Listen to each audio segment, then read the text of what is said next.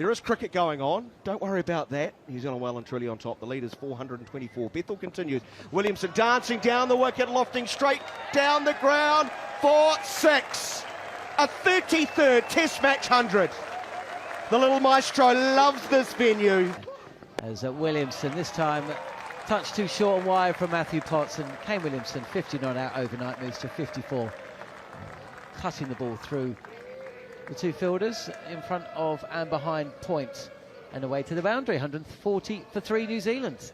I must say the English bowlers may have enjoyed a little lie-in this morning. None of them got to the ground too early, did they? They would have needed it after a big day in the field yesterday. And Coach Brendan McCullum, I'm sure he sent a text out saying just hold fire for an hour or two. The weather was pretty average this morning, but a little break in the rain for now. You're not expecting them, surely, to be continuing to bat past 6 o'clock or so. They'll want to get England in, as Kane Williamson, for the second time today, feasts on a ball that's just a touch too wide and short, not at any great pace. And despite a stacked offside field, leans back and back cuts this to the left of point. I think it's Carse at point, and away to the boundary for 4. There's no fielder out at third. Plenty of catching fielders in place. If England have got any chance, they are, of course, going to have to snuff out this Kiwi second innings in quick time, and maybe 100 runs on top of what they scored by now. It's possible. As Potts is in, it's on the pads, clipped away, and that will race to the boundary. Only question whether it came off the bat or off the thigh pad.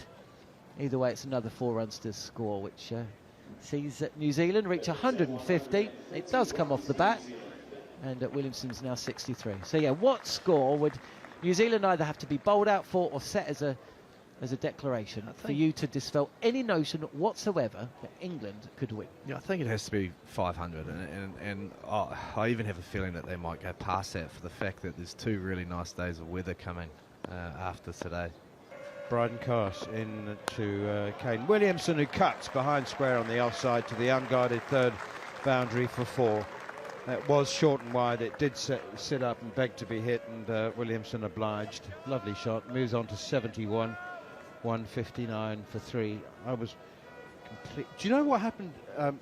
In India's last Test match, they played a Test series right up until 6 days before the opening game of the T20, and you won't believe this unless you go and actually look at the scorecards. And India's players, they only arrived the day before the Test match. It was here's Bryden Carse once again, and steered again by Williamson, this time straight to Brook in the gully, or 5th slip. And Dale Steyn took 7 for 23 or something, or 6 for 23. And India were bowled out for 90 in exactly 20 overs before the very first T20 game. Coincidence? Well, it's good marketing. Wow. 2 balls remaining in the over as Carse bowls. He's caught in front of the pads, and Steve Harmison's given him out. Williamson, a huge appeal for LBW. Height might be the only factor. Carse stands with hands on knees, and Pope runs to Stokes, and they review. Here we go. Had to review. It's Kane Williamson. It's right in front. 2 noises, but I think it's pad. He said it's not high, you can hear. Yeah. Interesting, isn't it, that Carse stayed where he was. Good thing about this review is the bowler had no say at all. No, but I wouldn't give Ollie Pope any say in it either, because in the summer he was 0 from 8. Yeah, he had a shocker in the summer. Now, Adrian. All right, well, here's your first impression. Oh man, that's out. It's got to be. The only thing that's saving him is on the field is given not out. This could be umpire's call. I don't think he's hit it. Aldridge coming up now. Oh, this could be so unlucky for Bryden Carse, because I think it's close. Kane's not very big. Kane's not very tall. It's hit him just, I think, on the last roll of the knee roll. On the front pad. On the front pad. You know, it's very similar to his dismissal in Christchurch, Yes. where Carse sat him back like this. Just bowled that lovely length and then pushed the ball up a little bit further. It's one of Carse's great strengths. Off, impact in line, and wickets is umpire's call. Not out. You'll be staying with your original not out decision. Continuing on, we talked about the little bit of luck that New Zealand haven't had throughout this. Signal you're not out now. this New Zealand summer, talking about the luck that Willow Rock didn't have, and he got Harry Brook inside edge back onto the stumps. Kane Williamson's got a bit of luck there. For me, that's out for all money. How Adrian Holstock has not put his finger up. I mean, I know I'm a bowler, but that's out. And it's even worse because it's Kane Williamson. Our old mate Tiny, he must be there. You had a drink with him the other night, didn't you? He's on good form. He got me out. Mr. and Mrs. Tiny, they were in good form. Barmy Army against talkSPORT. Cricket match. Down the track comes Williamson, and Stokes at mid-wicket dives despairingly to his left. The ball whistles past his outstretched hand and away to the boundary, and Stokes, for the second time in the last 6 or 7 deliveries, just looks to the heavens in frustration. England feel they should have got Williamson's wicket. The last over, ball of the last over, bowled by Bryden Cass, and Steve Harmison felt it was out. I was at the back of the comms box. I believed it was out, and truth be told, I think it probably should have been given out, actually. Hopefully. Especially with having made 93 and 61 in the first test. And looking really good. Oh, that one is steered away, but in the air, past Harry Brook at slip. A second slip would have been in the game there, but I'm not sure Williamson meant to play that one as obviously in the air as he did. But he picks up 4 runs and he moves into the 90s. New Zealand's lead is 405. Just 2 balls remaining. A thought from both of you about, you said off air, Anton, that you thought that Tom Latham wouldn't even consider having a bowl today until that lead was over 500. You may even have said well over 500. I don't know what you agree with that, Katie? Yeah, I think definitely well over 500. Williamson defends again, no run. The point I made is the Canterbury mentality is to grind your opposition into submission, and we have a Canterbury coach and a Canterbury captain, and I can't see it changing, and I don't necessarily disagree with it. I think they're in a position where they can. Defended again by Kane Williamson. So what is it about the Cantabrians? Are they rugged? Are they men and women of nature? Are they used to a tough life? Are they? And so they treat life toughly in return. Katie lives closer to them, so we'll let her answer that. Well, I'm a Dunedin girl, so I'm as loyal to the bone as they come. But they're pretty one-eyed, aren't they? They love their rugby, and they're sort of earthy people, I would say.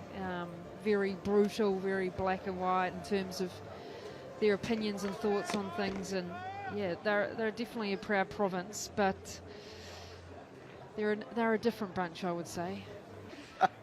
220 for 3. There is cricket going on. Don't worry about that. New Zealand well and truly on top. The lead is 424. Bethel continues. Williamson dancing down the wicket, lofting straight down the ground for 6. A 33rd Test match 100. The little maestro loves this venue. It is his 7th at Seddon Park, a 5th Test match 100 against England. They're all on their feet.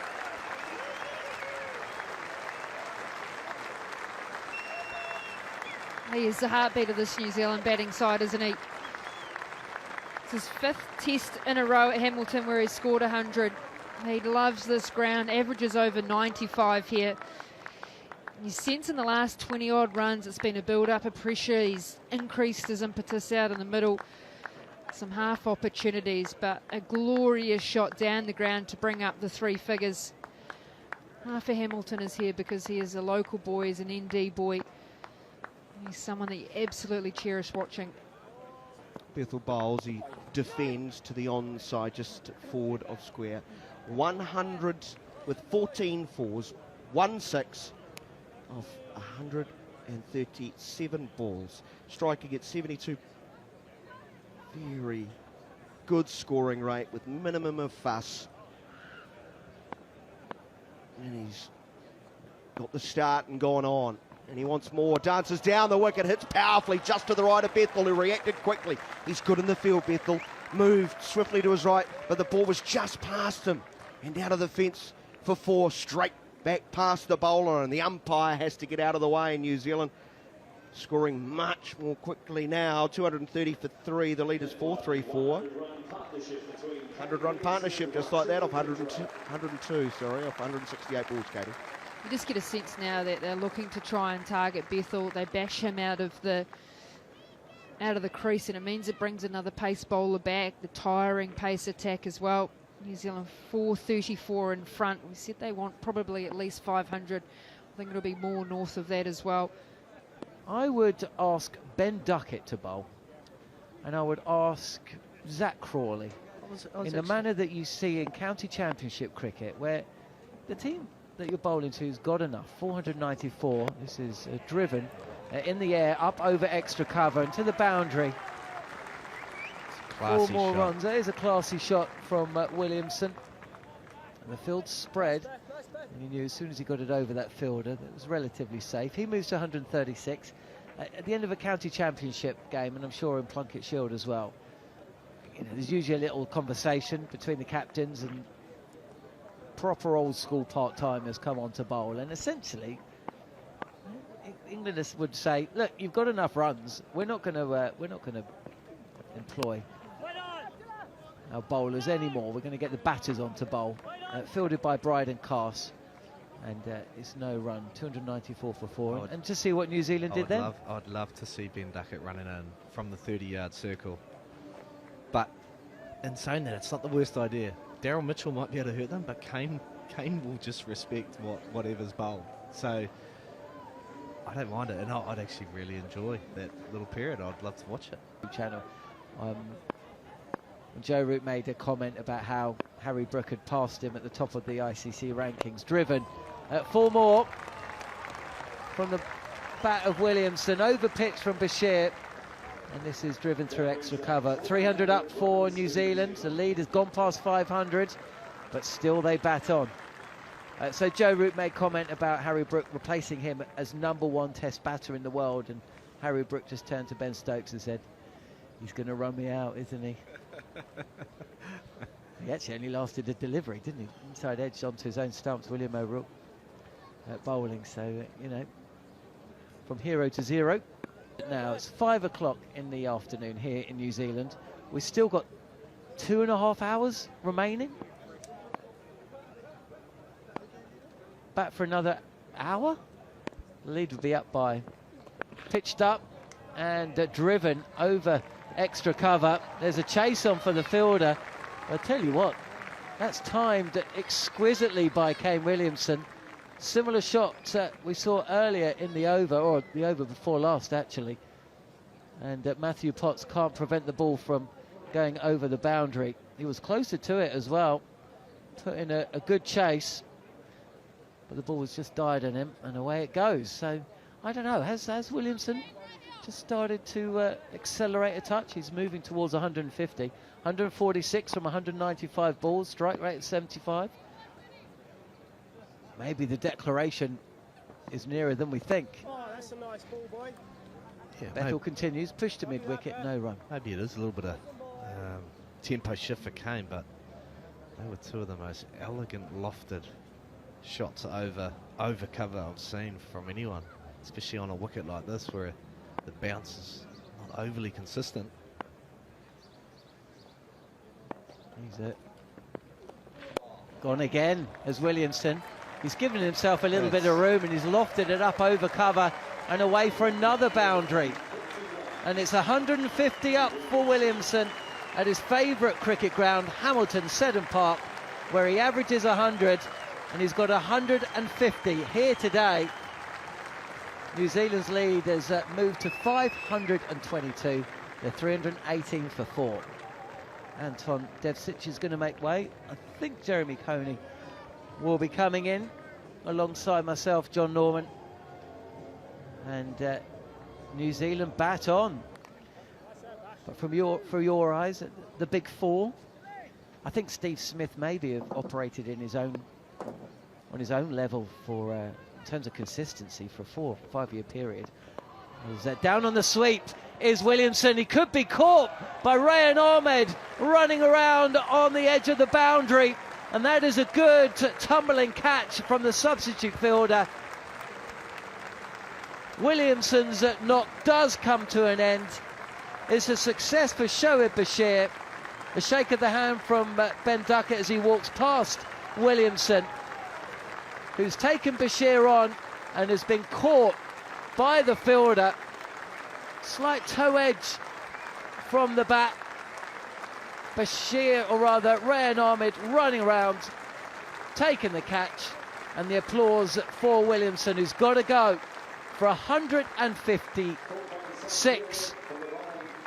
And the second wicket has fallen today. 327 for 5 New Zealand. I think you've got to give a little bit of credit there to Bashir, actually. He's toiled away, and he's actually defeated Williamson in the air so that it's pitched a little bit shorter. So whether he's got a little bit of what we would call top spin, that actually so suddenly as it's dropping, it drops more steeply, and therefore it's pitched a little bit shorter than Williamson felt, and it gives it time to bounce.